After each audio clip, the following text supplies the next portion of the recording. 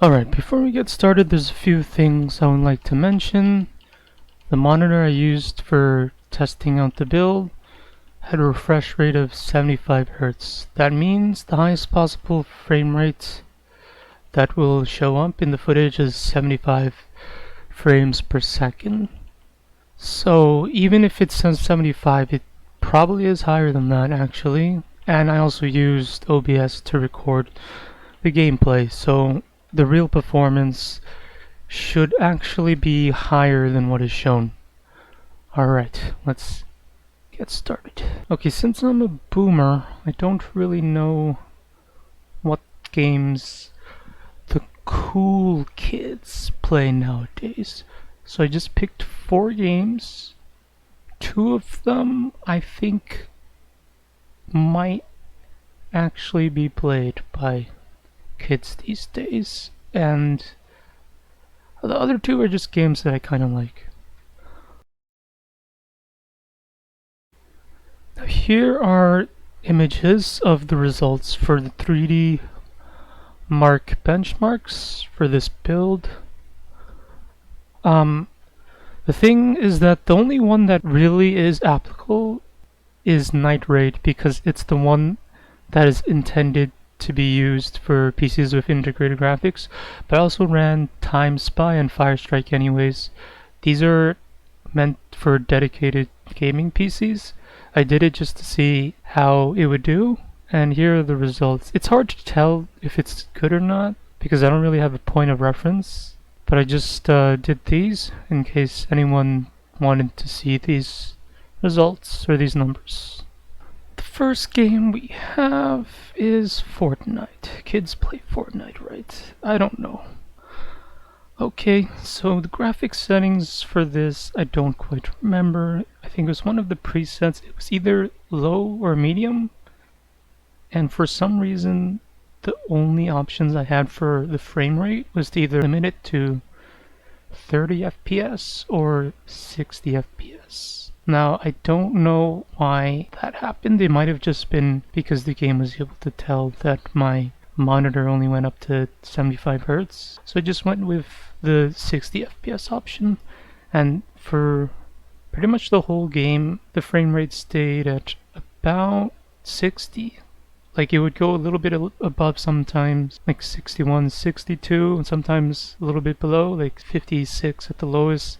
But it's definitely playable, unless you want to be some sort of Fortnite professional. I don't know why the hell you would want to do that. This should be good enough, especially if you're just someone who just plays the game casually.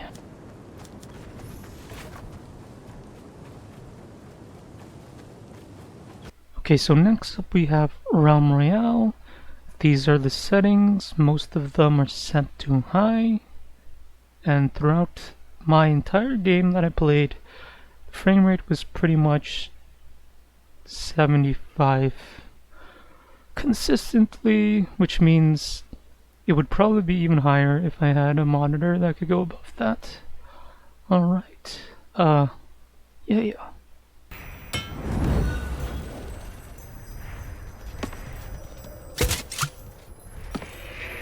Okay, now it's time for a game that I actually play sometimes. It's Smite.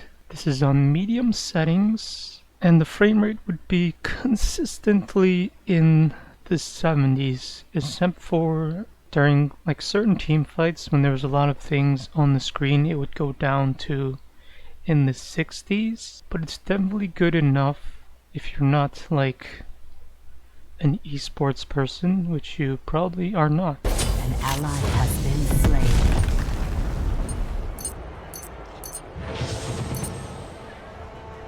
Bright idea! An ally has been slain. And now this is Warframe. There's a promotion going on with the processor I used. It gives you something in Warframe, so I figured, why not? Warframe is pretty cool. Okay, so I used one of the preset graphic settings for this. It was low. I couldn't really tell the difference between low and high for Warframe. It looks really good regardless.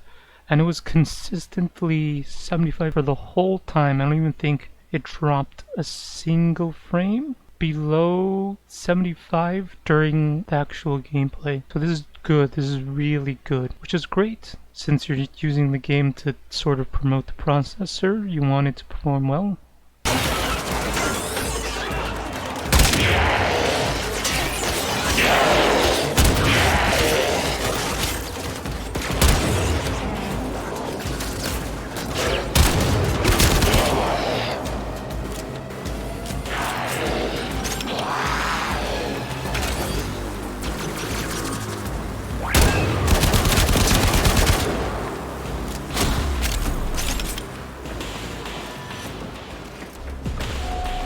So overall, I would say that this PC build is pretty good. Does everything it needs to, plus more. And the integrated graphics really surprised me. I wasn't expecting it to be able to do all the things it did.